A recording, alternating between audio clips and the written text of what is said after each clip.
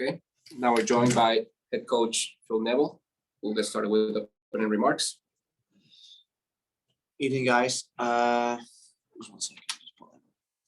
Well, obviously it was a good 3 points. We're keeping really level-headed. We've been speaking for the last 2 days about taking the next step again for a team, and that's winning on the road. We've won one on the road. We've got another big game now on Saturday against Montreal. Funny, after a win like that, is we have probably half the dressing room really happy, and we have got another half the dressing room who's not happy with the chances that we didn't take. I felt as if we had real clear-cut chances, three, four goals. I thought were real clear opportunities to score. So that's the anger and disappointment in some of the forwards that they didn't take them chances. But the resilience was there. And the spirit and togetherness was there. We got all the players on the pitch, as many as we could, with the concussion protocol that the team used. And the substitutes, I thought, were really good when they came on. And we had some really good performances. It was a game where I thought we had to go for the win. And I'm really pleased. I'm really pleased to get the 3 points. And we move on to Montreal. We'll start with questions now. Chris Whittingham, then Michelle Kaufman. Hi, Phil. Congrats on the win. A couple from me. One, how are Gonzalo and Leonardo doing after their injuries? And second, you talked in the week about carrying an anger into this game, about how the defending went on Saturday. You get a clean sheet tonight. How heartwarming, I guess, was it to get the response in quite that way? Yeah, I think Leo probably, both Leo definitely probably out for the weekend. Gonzalo majored out. So it's fine. We've invested in the squad, and we've got plenty of players that can come in, that are ready to play, that want to play, that now have got the opportunity to play. I think the last 2 or 3 days we've had lots of sort of like unit meetings where we've put a lot of pressure on the players in terms of their ruthlessness, and particularly the back unit. The meeting we had was open and honest.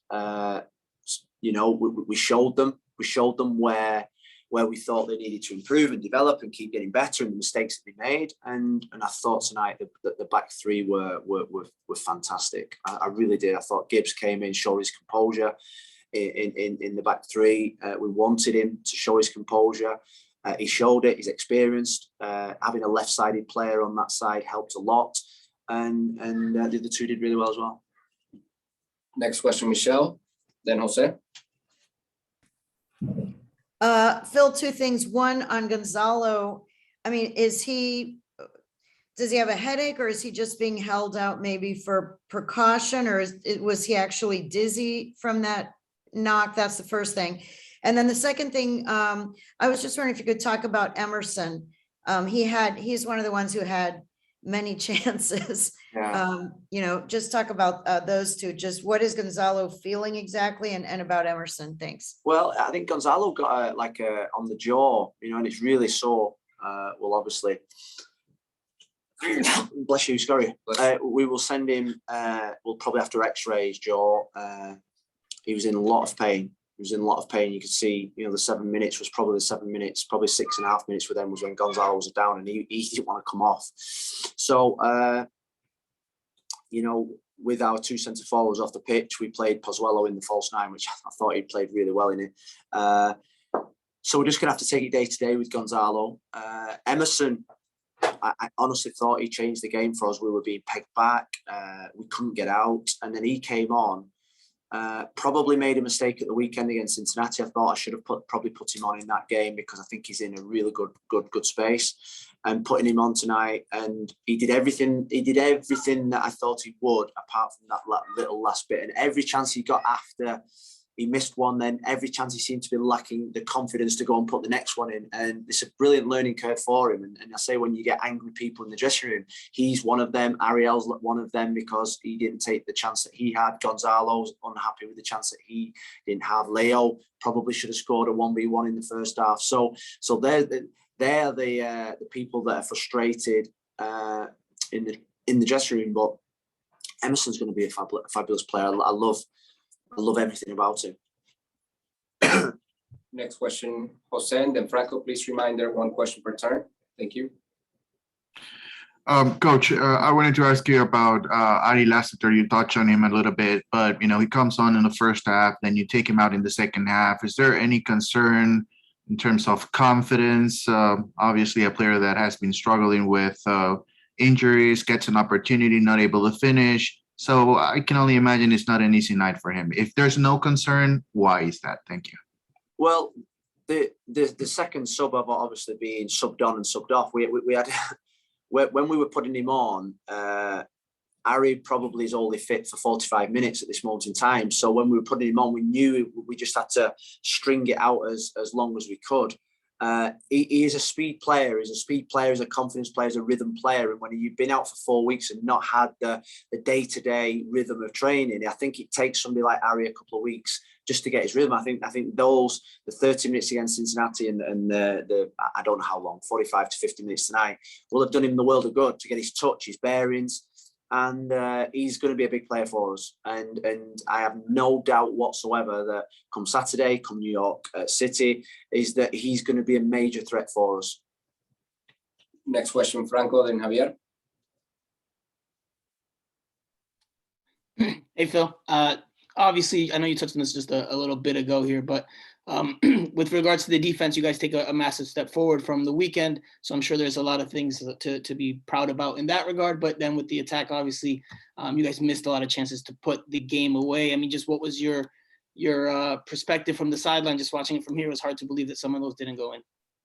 Well, I think maybe you think about the last month, the amount of chances that we're creating, that makes me excited. And we scored 4 at the weekend, 3 against Charlotte, 2 the week before that, I think. So we are creating chances. We have got players on the pitch now that we look a team that's going to score more than 1 goal, even though we didn't. We're creating so many chances, clear cut. We're getting 1v1s. We're getting chances that we should be scoring. So that really excites me. You can look at the negative and say, oh, we missed chances. But tonight we created chances. And we did it the weekend against Cincinnati, and we defended for our lives tonight as well. And I thought there was great discipline and composure, and we were proactive in our defending.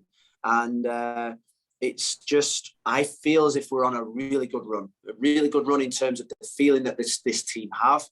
There's a good spirit in the team. We know we've got loads more to keep developing. We're a developing team, and we keep challenging them to take the next step. The next step was to create an identity. We did that, and then we started to win games of football. We started to build an identity at home, and now we need to build an identity away, because if we show the same identity that we show at home away, then we're going to be a really successful team this season. But this team has to keep improving, and we know along the way there's going to be bumps. I take full responsibility for the game on Saturday, really, because I told them to go for it. And you can't tell them to go for it, and then when they go for it, punish them for making discipline errors at the back. So we're in this together. We're a collective. We've got players that are improving every single game. And we're going to need all our squad on Saturday against Montreal. We're going to the other end of the country again to play Montreal now on Saturday. And we've just got to get on with it and be ready for that, for what is going to be a real big game against I feel as if one of the top teams in the conference. And last 2, Javier and Alex. How you doing, Coach?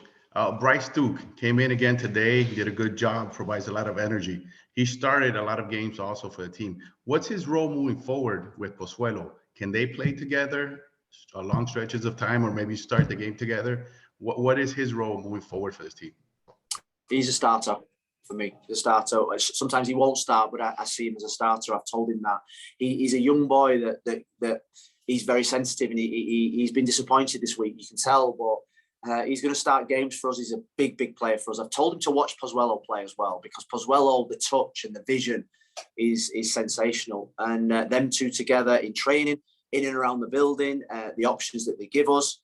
And I've no doubt that Bryce Duke will be a very special player for this football club. Last question, Alex. Hi, Phil. Congrats on the win. I was just wondering your thoughts on MLS scheduling right now. You guys have a pretty tight, cross-country road flying trip, basically. I know Yedlin on social media the other day did kind of jab at the league about that. So I was wondering how you guys feel about getting, just used to the travel and the time zones, and how are you guys best preparing the players to, just What do you think? acclimate? What do you think, Alex, of these two games in terms of the Honestly, yeah, I don't know. It's a little too close for me personally. I think, yeah, players should get some rest time, but yeah, I don't know about how MLS feels, but I mean, just talking through like what time is it in Eastern time now? It's 1 a.m. 105, yeah. 1:05. So we're flying at 9 o'clock in the morning. Yeah. We land in Montreal at 6:30 at night. We can't train tomorrow. We won't be able to probably train that much on Friday, and then we've got to play on Saturday. So we knew this at the start of the season. We flagged it with the relevant parties. They didn't feel as if that was a good enough case to probably give us an extra day or reschedule the schedule. I can't complain. I'm not going to use it as an excuse. It is a disgrace, but we can't do anything about it, and we've just got to get on with it. We've got players that in that dressing room that probably didn't get major minutes tonight that want to play. And I feel as if with this team that they've overcome so many obstacles. This is another obstacle and another step that we have to take. And it is what it is. I think in life you get opportunities to play. There are lots of bad things happening in the world, and maybe traveling 6 hours across America is not the worst thing in the world to do, to play a game of football for a team that really are together. So that's the way that we're all looking at it, and we will deal with it on Saturday. So it's just about recovery now. Thank you, Coach. Thanks, guys.